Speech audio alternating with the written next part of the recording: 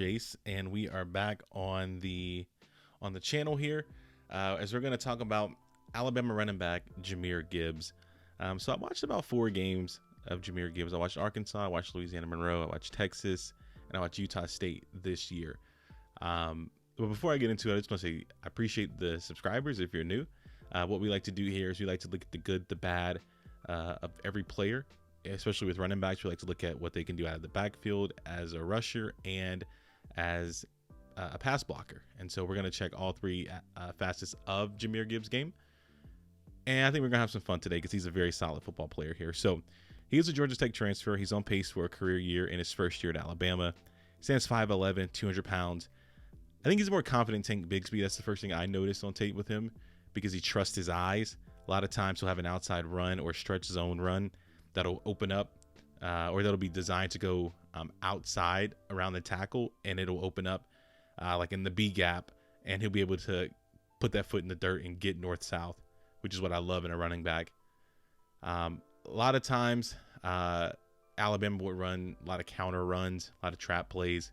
He thrives in those as well because he's patient. While he's fast, he's patient. I think a lot of times running backs who have that speed are not as patient, and they don't allow things to develop. Where I think Jahmyr allows things to develop, and he has the speed to hit the hole. He trusts his speed, great contact balance. He's a willing blocker in the pass game. He's hard to tackle when he's catching the football. He's a dangerous weapon out of the backfield. A lot of screen passes, averages almost 12 yards per reception for his career. He is a weapon, and we're going to check out all 3 facets of his game. So let's get into it. Let's talk about Alabama running back Jahmyr Gibbs. Alrighty, so the first play here is just going to be an inside run here where it's not going to be anything special, but I wanted to show this play because it's good and bad because it'll show us his vision and a problem that he has for his size.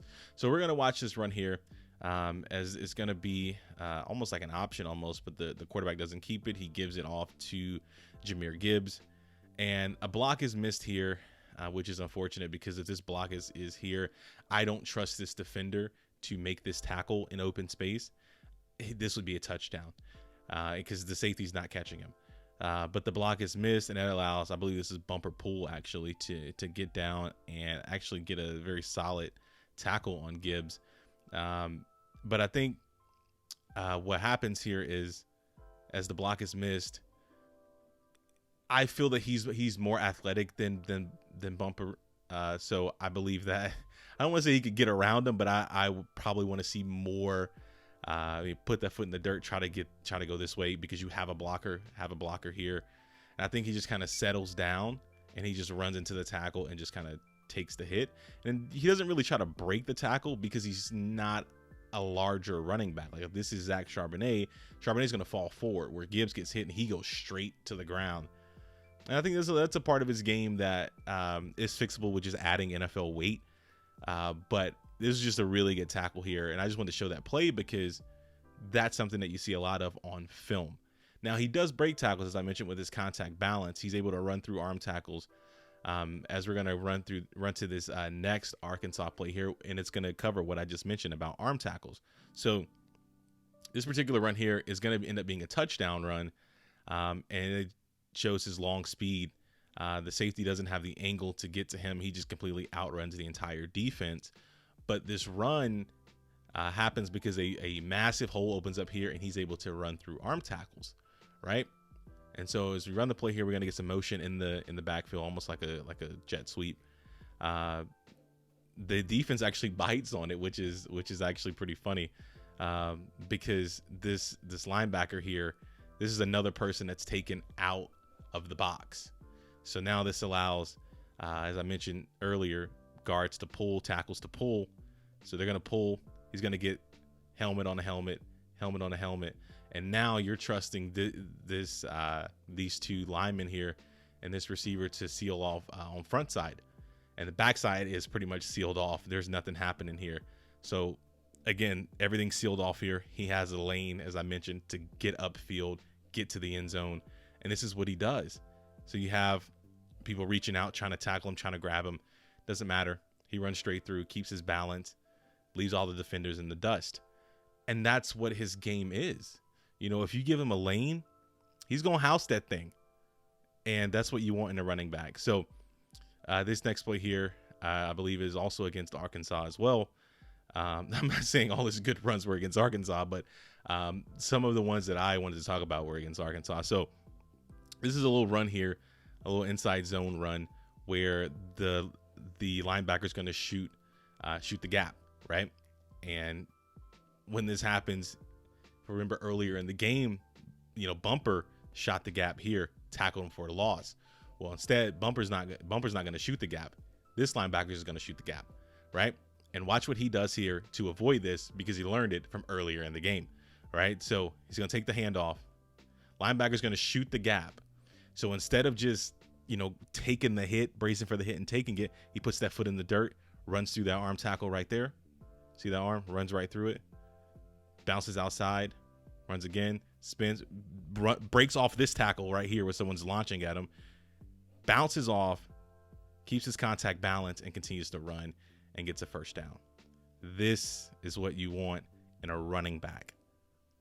He's 5'11", 200 pounds, and just arm tackles broke this tackle where someone tried to go helmet to shoulder, and it didn't matter. He just spun off and got knocked out of bounds, almost got a first down. So his last play here is going to be, I believe this is against Utah State, if I remember correctly. And it's going to be, obviously it's not going to be a long run, seeing that we're at the goal line. But he's going to take this inside handoff here, and he's going to bounce it outside, cut back inside, and, you know, get to the 2-yard line. We're going to watch it from the end zone angle, and I want you guys to just watch what he does when defenders are in his face, right? So he's going to take the handoff here, and you'd imagine the run is designed to either go here or to go here. But there are defenders here, and there's a defender here. So there's really nowhere to go. You can bounce outside because this is sealed off, right? Which is what he's going to do. So he's going to fake like he's going inside, but there's nothing there. You're just going to run straight into these defenders. So he has the agility to put that foot in the dirt, bounce outside. Now he set the defender up. The defender thinks he's running outside. He's going to plant that foot back inside, runs through that arm tackle. He's going to get north-south again and get all the way down to the 2-yard line. This is what you want in a running back. Arm tackles don't work. He has the ability to make you miss in the open field. And that's what you want in a running back. The second aspect of Jahmyr Gibbs' game that we are going to look at is going to be his pass pro. So we actually have 2 plays here. One is going to be against Texas, and one is going to be against Utah State.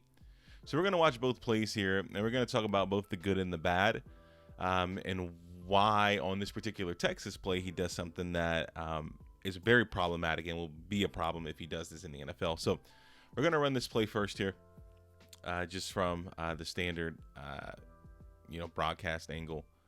And then we're going to go to the end zone angle here. So, of course, you have your quarterback, your 5 linemen, and here's Jahmyr Gibbs right here. So I want you to watch Jahmyr Gibbs on this particular play. So I'm going to run the play here. You're going to get a rusher, a blitzer coming off the edge here. Now, it's Jahmyr Gibbs' job to pick up this particular blitzer, and he does a good job of recognizing where the blitz is coming from and going to meet the defender there. But the technique on this particular play is problematic as we're going to watch the play. So look here. So the first thing, before he even gets in contact with the defender, his head is beneath the defender's helmet. It's like he's going straight into the defender's chest. This is dangerous because, 1, you can break your neck, and 2, what kind of leverage do you have? Like, you're not going to pick the defender up and slam them. Like, you need to play higher. You need to be able to get hands on the defender. When your helmet is the first thing to touch the defender's chest and not your hands, I think you're playing bad technique. He's up on his toes, and he's really in a position to where he's going to get pushed over, blown over really, and they're going to sack the quarterback. But I want you to watch what he does here, and this is why it's problematic. Not only is his helmet down, but look what he does. He goes into a position where he's almost going for like a slam. And so now his hands, instead of being in the chest of the defender, they are below the defender's, butt. And he's almost trying to pick the defender up. This right here, this hook right here, that's holding. This is holding in the NFL. And you're gonna set your team back 10 yards. That's problematic. This is not This is not good technique here. He's in the position, but it's almost like he wants to go for a cut, but maybe he can't get down all the way, and now he has a defender hooked completely. This is a hold. You know, he has a defender in a hug. That's a hold. That's not good technique. Now, we're going to look at the next play here, which is going to be the Utah State game, and this is going to be very good technique, very good blitz recognition. All this is going to be very good, and the problem with him is you either get what we just saw in the previous play or you get what you get on this play, and it's not really consistent. So I'm going to run this play here as the line's going to slide, and then you're going to have this edge rusher here come free. Gibbs does a good job of immediately recognizing where it's coming from and where the weak side is. He goes to meet the defender. He doesn't wait here for the defender to come off the edge and meet him. He goes to the defender, full speed meets him, right? He gets set. The first thing you see on this particular play, you see those hands. You don't see that helmet, do you? This is technique. Look at these hands. Boom. Now that's contact. He completely sends the defender back.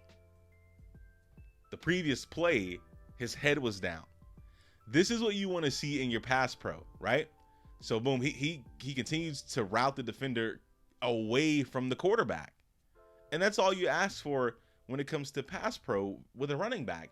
You're not looking for the guy to upend somebody and light them up. You're looking for a guy that can be solid in pass pro. You're not looking for this right here. You're not looking for head down and holding. You're not looking for that. That's not what you want in your pass pro. What you want in your pass pro is you want this. Boom, contact, meet them there. That's what you want. And if he can continue to do that at 5'11", 200 pounds, I think he'll be very good on all three downs as a rusher, as pass pro, and as a receiver that we're about to look at right now. So we're going to look at some of his receptions. I think as a running back, and I mentioned it with these other running backs that we watched in the National Football League, I'm not asking you to be a 100 catch running back. I don't need you to be that, right? I don't think a lot of teams need you to be that. I just think teams need you to be serviceable. So when the quarterback is under pressure or when there's nothing there, you have to be able to catch that ball, get upfield immediately, and pick up as many yards as you possibly can. That is the best thing about his game, in my opinion, right? He doesn't really get the volume as far as receptions and targets, but when he does, they almost always go for a first down, right? And we're gonna check out just some very simplistic plays here. They're not scheming him up down the field or running a pick play to get him open. No, these are just check downs to the flats. That's it. Catches this ball at the 39-yard line. He's gonna get upfield and at the 39, right? Get upfield. Watch where this play ends up. You see what I'm saying? We get almost down to the 20-yard line off of a check down. This is more than just being a viable pass catching option. And when we watch it from the end zone angle, you're gonna see why he gets this many, why he gets all these yards. So watch what happens here. So this defender fakes like he's coming on the blitz. He bails to go out and cover the flat, right? So now that defender is in open space. Let me tell you something. You're not going to tackle him in open space. You're not. It's not going to happen because he's going to set you up and then run around you. So watch what happens here. Look at this defender. The defender he catches him. He's here. That defender thinks he has him. Well, look at the defender's feet. Just watch what happens. The defender, he loses his footing for 1 second. Boop, loses his footing. He's back. He stumbles backwards. Now that defender is in chase mode, and you're not beating him to that sideline. It's not gonna happen. So he runs it. He stretches it wide. He gets upfield, gets to the 25, down to the 22-yard line, off a check down. That's more than viable as a pass catcher. So the second play we're gonna look at is this last play here. It's gonna be a catch against University of Texas. I'm telling you, it's not anything special. It's just a check down to the flat for the quarterback. And if you notice, the quarterback, you have covered defender, or really bracketed defender, a single high safety here over the top on this particular corner that's playing outside, because obviously he has inside help with the safety. So the quarterback quickly notices that, Bryce Young here notices that, and he checks this down immediately. But look at this check down. Look at all this space here. when you're a viable pass catching option, teams will need to respect this. And Texas didn't, right? So he's going to catch this ball out of the backfield. And as we watch from the end zone angle with a missed tackle here, we're going to watch it again. And it's going to be the same thing that I mentioned on the previous play, right? So you're going to snap the ball. He's going to run between the guard and the tackle. A very good blocking here too. And look, he's looking back for the ball immediately because he knows, hey, I got all this space over here. He's going to take that, get that catch. Defenders want this. Looks like the exact same play that we just watched. Look at the defender. Nope, can't get him.